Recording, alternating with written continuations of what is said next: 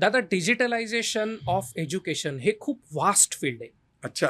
याच्यामध्ये फक्त एकच गोष्ट येते किंवा एकच गोष्टीचा वापर होतो असं नाही आहे. बरं.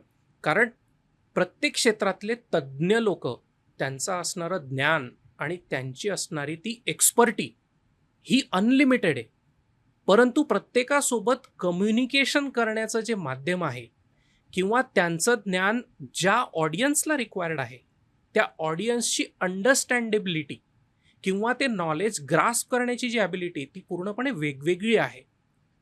आणि म्हणून आपल्याला फक्त एकाच स्किलवरतीच अवलंबून राहून नाही चालणार.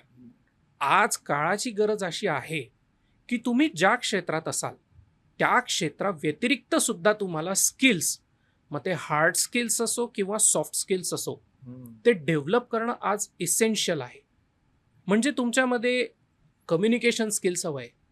तुम्ही नोकरी करत असाल तरी तुमच्यामध्ये एंटरप्रेन्योरशिप स्किल्स किंवा एक बिझनेस लीडर असण्याचे स्किल्स सुद्धा असणं गरजेचं आहे. याचा अर्थ असा नाही की तुम्ही नोकरी सोडून लगेच बिझनेसच केला पाहिजे किंवा लीडरशिप केली पाहिजे, असं नाही. हे स्किल्स आहेत.